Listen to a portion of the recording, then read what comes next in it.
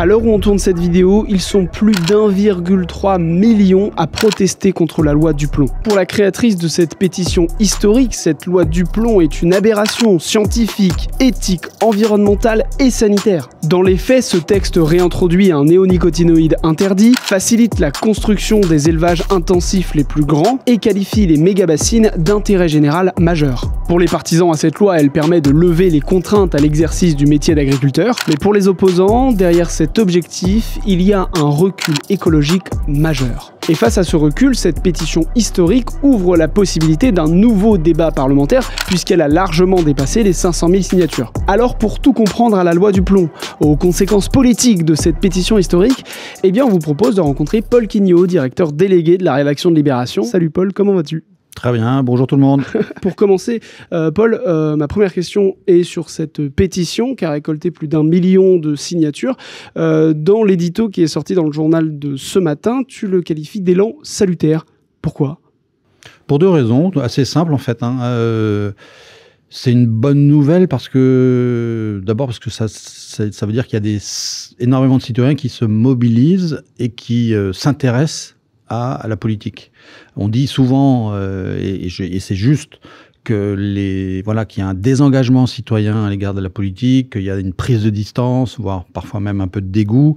Donc moi, je me réjouis quand il y a des citoyens qui s'emparent d'un outil démocratique qui existe depuis 2019, qui est ce droit de pétition sur le site de l'Assemblée nationale, et que ce droit de pétition donne une possibilité de nouveaux débats parlementaires. Voilà, moi je trouve que c'est plutôt réjouissant de voir que la politique peut mobiliser des citoyens. D'autant que c'est pas une période anodine, c'est l'été. Et qu'on est au cœur de l'été, que les gens ont plutôt la tête en vacances. Et donc voilà, c'est la première raison. Et je suis un peu inquiet quand je vois des gens qui méprisent cet élan-là, parce que notre démocratie, elle va pas bien. Et tout ce qui peut la régénérer et montrer que les citoyens continuent d'être préoccupés par la vie de la cité, moi ça me fait plaisir. Merci beaucoup de regarder cette vidéo, j'espère qu'elle vous plaît. Si c'est le cas, abonnez-vous à la chaîne YouTube de Libération. On publie des entretiens comme ça chaque semaine. Sachez aussi que c'est une discussion qui est menée en direct sur Twitch, donc si ça vous intéresse, vous pouvez nous y rejoindre. Et d'ici là, je vous souhaite un bon visionnage. Est-ce que tu dirais que c'est un nouvel élan de démocratie ? Pourquoi ? Alors, il faut raison garder. Voilà, c'est une pétition, mais en même temps, c'est un vrai engagement parce que les gens signent pas juste comme ça sur un coin de table et s'en foutent après. Ils sont obligés de donner leur nom, de remplir un certain nombre de choses. Donc, c'est un geste important. Il faut relativiser, mais encore une fois, notre démocratie, elle est en panne, elle est menacée. Il y a un vent mauvais qui souffle aux États-Unis, dans certains pays d'Europe. Donc voilà, de voir que les Français, que la chose politique, que le débat politique, quel qu'il soit, là on parle d'agriculture, d'environnement, mais quel qu'il soit, voilà, c'est encore une fois, il y a un outil qui existe, il s'en empare. Moi, je dis bravo. La deuxième raison qui me fait dire que cette pétition ou cet élan est une bonne nouvelle, c'est évidemment sur le fond du sujet. Donc, de quoi on parle ? On parle d'une loi qui est censée aider les agriculteurs à exercer leur métier. On sait que l'agriculture est en crise. On a eu un mouvement agricole il y a pas très longtemps qui a signifié ce malaise agricole. Il est réel. Il faut pas le négliger. On sait que les agriculteurs ne vont pas bien et qu'ils ont des difficultés à exercer leur métier. Mais si ce texte est intéressant, c'est que il fait frotter deux sujets majeurs. Ce dont on vient de parler, le modèle agricole français et les contraintes environnementales. Or, moi, ma conviction, c'est que ça soit lors de la crise agricole. Souvenez-vous quand Gabriel Attal était Premier ministre et qu'il avait été dans une ferme exposer son plan pour sauver l'agriculture et essayer de régler les problèmes. Alors là c'est une loi d'un député LR qui avait la même ambition, sauf que ma conviction, c'est que dans ces deux moments, quand Gabriel Attal avait présenté ses propositions et à l'occasion du débat de cette loi, les choses n'ont pas été mises sur la table. Et que les vrais problèmes du modèle agricole français ne sont pas abordés et que la seule réponse que les politiques apportent depuis des années et des années aux difficultés des agriculteurs, c'est la reconduction de la même chose, la perpétuation d'un modèle qui montre depuis maintenant un certain nombre d'années ses limites, et notamment ses limites environnementales. Donc cette pétition, elle a le mérite de faire frotter ces deux sujets. Et on sait bien que la transition écologique, c'est compliqué, que ça remet en cause des choses, des systèmes, des manières de produire, des manières de consommer. Mais si on ne fait pas ce travail-là, et si on ne va pas au bout des choses, et si on n'essaye pas de manière raisonnable de mettre tout le monde autour de la table et d'examiner les enjeux économiques, la survie du modèle agricole et le respect des contraintes environnementales, eh ben, on continuera d'aller dans le mur et c'est pas possible. Justement, c'est le moment de rentrer un peu dans le cœur de cette loi du plomb. Est-ce que tu peux nous faire un tour d'horizon? C'est quoi le cœur de cette loi du plomb? C'est encore une fois, les agriculteurs sont face à des exigences de productivité, de rentabilité, et ils ont aussi la mission évidemment de nourrir les Français, mais au-delà de beaucoup plus de monde. Donc c'est de leur donner, c'est soi-disant de leur donner les moyens de travailler en enlevant un certain nombre de contraintes environnementales, dont l'emblème de ça, c'est effectivement le retour de l'autorisation de l'utilisation de ce pesticide. Alors sur ce pesticide, il y a deux choses. Il y a, je pense que ces dangers pour la biodiversité sont avérés. Comme tous les nicotinoïdes, voilà, les apiculteurs sont catastrophés par l'utilisation de ce produit. Donc là-dessus, il y a pas tellement de débat.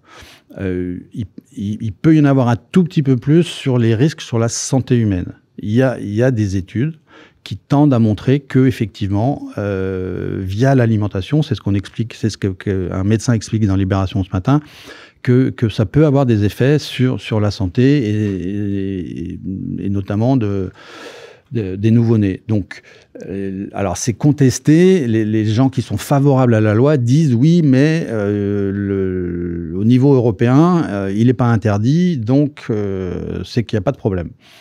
Sauf que c'est plus compliqué que ça, et qu'au niveau européen, effectivement, s'il est vrai que ce produit est autorisé dans d'autres pays, c'est aussi parce que il y a des suspicions aussi sur le fait que les fabricants de ce produit n'ont pas, depuis des années, amené les éléments que lui demandaient les autorités européennes sur la nocivité du produit. Donc voilà, il y a une espèce de politique du fait accompli. Il y a une dizaine d'années, il y a eu un rapport qui est sorti pour pointer les risques, qui demandait effectivement aux fabricants d'apporter des éléments pour nourrir le dossier. Ces éléments n'ont pas apporté, et puis voilà, depuis 10 ans on l'utilise, et donc on dit en gros la politique du fait accompli. Donc et on voit bien que sur d'autres produits, on découvre aujourd'hui des choses, des produits qu'on utilise depuis 20, 30, 40, 60 ans, qu'il y a eu des conséquences sur la santé, et y compris sur la santé des agriculteurs. C'est là où je trouve que le débat est pas à la hauteur, parce que oui, les agriculteurs eux-mêmes sont concernés par ces risques-là. Et il y a des agriculteurs eux-mêmes qui luttent contre cette loi aussi ? Oui, parmi les pétitionnaires, il y a évidemment beaucoup d'agriculteurs. Il y a des représentants de la filière bio. Il y a la Confédération paysanne, qui est le syndicat de gauche des agriculteurs, est plutôt aussi est monté au créneau. Donc on est face on est face à au même rapport de force dans le monde agricole, puisque la FNSEA, qui est le principal syndicat agricole, est favorable à ce texte, mais la FNSEA est aussi un syndicat qui fait la pluie et le beau temps dans le monde de l'agriculture depuis 40 ans ou 50 ans, et que derrière la FNSEA, on sait aussi qu'il y a des lobbies de l'agroalimentaire, et voilà. Donc après, ces lobbies, ils ont le droit de faire leur travail. Mais justement, moi j'ai envie de rentrer dans ces questionnements autour de l'élaboration de ce texte, mais avant cela, si vous avez des interrogations très précis sur cette loi du plomb, sur ce pesticide, je vous invite à aller visiter le site de Libération, notamment cette interview dont tu parlais, Paul. C'est le président de l'association Alerte des médecins sur les pesticides qui revient sur le succès du record de la pétition contre le texte et détaille également les risques sanitaires identifiés qu'engendre l'acétamipride que la loi permet de réintroduire. Donc ça, c'est une interview que vous pourrez retrouver sur le site de Libération, des propos qui ont été recueillis par Apolline Le Romancière. Non, je veux préciser aussi que parmi les signataires, parce qu'il y a une petite musique qui commence à s'élever en disant que c'est une pétition qui est instrumentalisée par la gauche, voire l'extrême gauche. Et les écolos, évidemment. Que les écolos, que la France Insoumise, que les partis politiques de gauche participent à la dynamique de cette pétition, ça me paraît une évidence. Sauf que il y a aussi derrière, parmi les gens qui ont alerté sur les risques de cette loi, il y a des scientifiques, il y a des gens du CNRS, il y a des juristes. Enfin bref, donc c'est aussi ça qui est intéressant dans cette pétition, c'est que c'est pas que des militants. Il y a énormément de gens qui n'ont pas, qui font pas de la politique toute la journée et qui ont signé cette pétition et encore une fois des scientifiques. Il y a des gens qui bossent dans des laboratoires du CNRS qui alertent sur le danger de cette loi. Tu nous parlais du rôle des lobbies dans l'élaboration de cette loi. Est-ce que tu peux nous expliquer comment ça s'est passé? Parce que c'est l'une des revendications derrière cette pétition. Alors, les lobbies, ça existe. Ça existe au Parlement européen, ça existe aux États-Unis et ça existe évidemment aussi en France. Ça me choque pas qu'il y ait des corporations qui essayent d'influer sur le contenu des textes parlementaires. Ça s'appelle la politique. Et donc, oui, bien sûr que le lobby agroalimentaire a pesé, que la FNSEA a pesé. Il faut se rendre compte de ce que c'est la FNSEA. Je le disais tout à l'heure, c'est un syndicat agricole qui est présent dans tous les lieux, dans toutes les réunions départementales, chambres d'agriculture, etc., et qui a un pouvoir sur la classe politique qui est quasiment inégalé dans le paysage en France. Je pense, oui, que la FNSEA dicte beaucoup de choses dans le secteur agricole. Donc le travail ça c'est du lobbying. L'autre aspect et l'autre chose critiquable dans l'élaboration de la loi, c'est son parcours parlementaire, puisque il y a eu une espèce d'entourloupe dans son examen. C'est que au prétexte qu'il y avait un nombre très très très important d'amendements déposés par les oppositions de gauche, les partisans du texte ont utilisé une astuce parlementaire qui a consisté à faire voter une motion de rejet à l'Assemblée. Donc, vous imaginez ce que ça veut dire? Ça veut dire que les partisans du texte ont voté une motion de rejet du texte. Dans quel but? Dans le but de terminer les débats à l'Assemblée le plus rapidement possible, en gros d'arrêter les débats à l'Assemblée tout simplement, et de renvoyer le texte en commission paritaire, puisqu'il avait été adopté au Sénat, et donc de couper court à la discussion. Donc y compris dans sa genèse démocratique et dans son élaboration démocratique, il y a quand même un petit vice de forme, quoi. Et justement, cette pétition, qui est donc un record, c'est historique, plus d'1 million de signataires, cette pétition, elle pourra avoir quel effet sur le débat? Alors, Statutairement, si j'ose dire, les textes qui ont été votés en 2019 et qui concernent le règlement de l'Assemblée stipulent qu'à partir de 100 000 signataires, la pétition peut être déposée sur la plateforme de l'Assemblée. À partir de 500 000 signatures, elle peut engendrer un débat sur le sujet en question. Elle peut. J'ai pas dit qu'elle entraîne forcément. C'est pas une obligation. C'est pas une obligation parlementaire. Donc après ça va être une question de discussion au sein des instances de l'Assemblée, évidemment de la présidente, du bureau des présidents et de la discussion de l'ordre du jour. Et ces discussions-là, elles vont dépendre de quoi? Elles vont dépendre évidemment du rapport de force qui va continuer de s'installer entre maintenant et la rentrée parlementaire, parce que je rappelle qu'il n'y a pas en ce moment de session à l'Assemblée. Donc les députés sont en vacances, donc il n'y a pas de discussion et le texte il va pas revenir la semaine prochaine à l'Assemblée.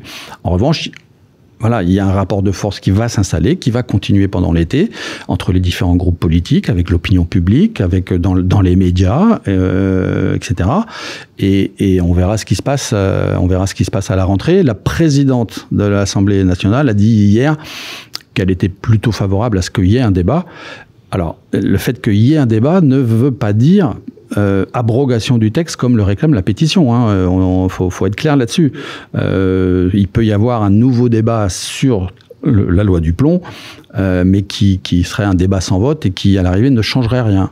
Mais il peut aussi y avoir un nouveau débat avec vote qui pourrait mener à l'abrogation de cette loi ou pas du tout? Bien sûr, oui, tout est possible, mais ça dépend du rapport de force qui s'installera, du rapport de force politique. Il y a aussi des étapes préalables, et c'est un des arguments du sénateur Duplon qui dit que voilà, cette pétition, elle a été aussi instrumentalisée pour peser sur le Conseil constitutionnel qui a été saisi sur la validité de la loi. Et donc le Conseil constitutionnel, si je ne me trompe pas, doit se prononcer autour de la mi-août, autour du 10. J'ai une petite hésitation sur la date précise, mais je crois que c'est ça. Donc voilà, il y a aussi un parcours, mais ça c'est un parcours classique de validation de la loi par des instances quand elles sont saisies. Ça a été le cas sur le Conseil constitutionnel. Donc ça peut être une première étape. Et après, c'est de la politique, en fait. Et justement, pour parler de politique, cette pétition, elle a quels effets sur les différents camps politiques? Par exemple, la Macronie, qui porte aussi ce texte, quel remous cette pétition a-t-elle sur la Macronie?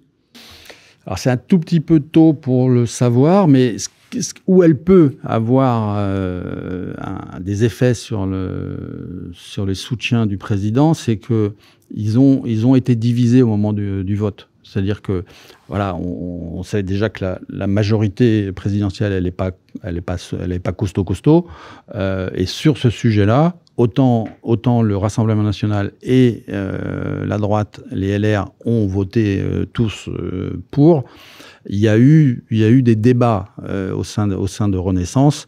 Donc voilà, ça veut dire que la pétition et les débats, les discussions qui vont avoir lieu peuvent ouvrir des brèches dans la solidité des soutiens du président. Mais c'est encore un tout petit peu tôt là. Il y a des différentes sensibilités dans cette majorité relative. Donc après, encore une fois, ça va être une histoire de rapport de force. Ouais. Ça fissure déjà un petit peu ce camp. Tu l'as dit, il y a eu des débats contradictoires au sein de la Macronie pendant le vote du texte, mais est-ce que ça peut aller plus loin? Ça commence un tout petit peu, mais en même temps, l'objet est suffisamment nouveau et inédit pour que les gens que ça prenne un tout petit peu de temps. On le saura un peu plus dans la journée d'ailleurs, parce qu'il y avait ce matin à l'Assemblée nationale une conférence de presse du groupe Renaissance où, hasard de calendrier, il était question voilà, le groupe travaille sur des rapports, sur des sujets, et il y en avait un ce matin il devait dévoiler leurs conclusions sur justement les questions de transition écologique, ça tombe bien. Donc voilà, je pense que cette réunion et ces discussions à l'Assemblée et la présentation par le groupe Renaissance de ses travaux sur l'accélération de la transition écologique va être l'occasion justement de sonder un peu les cœurs des élus. L'extrême droite qui, elle, soutient le texte, est-ce que cette pétition a des effets sur ce camp politique-là? Est-ce que l'extrême droite a réagi à cette pétition qui a réuni autant de signataires? Alors, je n'ai pas en tête une réaction officielle de Marine Le Pen, mais sans surprise, voilà, le RN a voté ce texte et continuera de le soutenir avec l'argument de soutenir les agriculteurs, ce qui